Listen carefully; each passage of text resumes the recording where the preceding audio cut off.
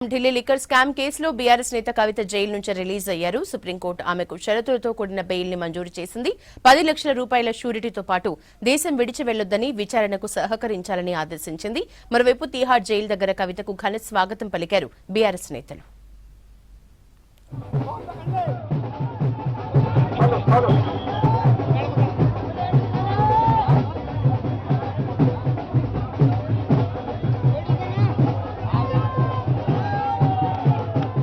Delhi liquor scam కేసులో BRS MLC కవితకు భారీ రిలీఫ్ లభించింది. దాదాపు 5 నెలల తర్వాత తీహార్ జైలు నుంచి రిలీజ్ అయ్యారు కవిత. లిక్కర్ స్కామ్, ఈడీ, సీబీఐ కేసుల్లో కవితకు బెయిల్ మంజూరు చేసింది supreme court. Justice Gavai, justice Viswanathan తో కూడిన ధర్మాసనం షరతులతో బెయిల్ ఇచ్చింది. आप सभी जानते हो, पूरा देश जानता है, सिर्फ राजनीति के वजह से हमें जेल में डाला गया है. हमारा कोई गलती नहीं है और ये जरूर हम फाइटर है, हम लड़ेंगे, हम अपने आप को बिल्कुल बेगुनाह साबित करेंगे. ఎవరి గురించి చెప్పే అవసరం లేదు. మనము నేను తెలంగాణ బిడ్డను, నేను కేసీఆర్ బిడ్డను, నేను తప్పు చేసే ప్రసక్తే లేదు. నేను మొండిదాన్ని, మంచిదాన్ని, అనవసరంగా జైలుకు పంపి నన్ను జగమొండిని చేసిండ్రు. ఇంకా ప్రజాక్షేత్రంలో గట్టిగా పనిచేస్తాం, కమిట్మెంట్ తో పనిచేస్తాం, అందరితో కూడా నిలబడి ఉంటామని తెలియజేస్తున్నాం.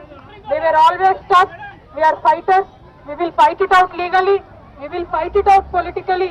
We were always tough.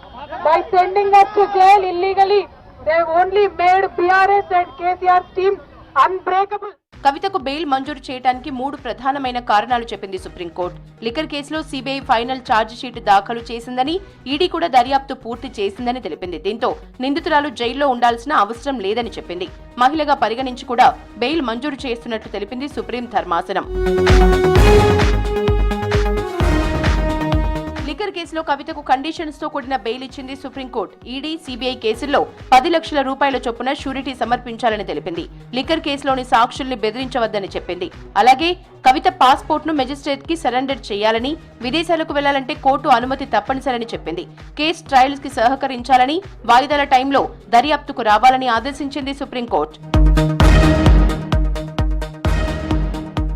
సుప్రీంకోర్టులో కవిత తరపు సీనియర్ న్యాయవాది ముకుల్ రోహత్గి వాదనలు వినిపించారు. 100 కోట్ల ముడుపులు ఆరోపణల్లో నిజం లేదన్నారు. మరోవైపు ఈడీ, సీబీఐ తరపున ఏఎస్జీ వాదించారు. ఈడీ నోటీసులు రాగానే కవిత ఫోన్లు నాశనం చేసిందని, బయటకు వెళ్తే మళ్లీ అలాంటివే చేస్తుందని అన్నారు. ఇరువైపుల వాదనలు విన్న సుప్రీంకోర్టు బెయిల్ ఇవ్వటానికి అంగీకరించింది. ఢిల్లీ లిక్కర్ పాలసీలో అక్రమాలు జరిగాయని 2022 ఆగస్టులో కేసు నమోదు చేసింది సీబీఐ. ఇదే కేసులో హైదరాబాద్ కు చెందిన మద్యం వ్యాపారి అరుణ్ రామచంద్ర పిల్లై వాంగ్మూలాన్ని సేకరించి కవితకు నోటీసులు పంపించింది.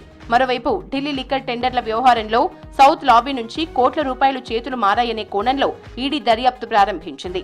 అరుణ్ రామచంద్ర పిల్లైని కవిత బినామీగా తెలిపింది. ఈ సౌత్ గ్రూప్ ద్వారా 100 కోట్ల ముడుపులు ఆమ్ ఆద్మీ పార్టీకి హవాలా మార్గంలో అందాయని అభియోగం మోపింది. మొత్తం లిక్కర్ స్కామ్ లో కవితదే ప్రధాన పాత్ర అని ఆరోపించాయి. గతేడాది మార్చి 15న కవితను అరెస్ట్ చేసి జైల్లో విచారించాయి దర్యాప్తు సంస్థలు. ఢిల్లీలోని తీహార్ జైలు నుంచి విడుదలైన కవితకు బీఆర్ఎస్ శ్రేణులు ఘన స్వాగతం పలికాయి. కేటీఆర్, హరీష్ రావు, గంగుల కమలాకర్, శ్రీనివాస్ గౌడ్, బాల్కసుమన్, వివేక్ గౌడ్ సహా పలువురు ఆమెను కలిశారు. ఎవరెన్ని కుట్రలు చేసినా అంతిమంగా న్యాయం గెలిచిందన్నారు.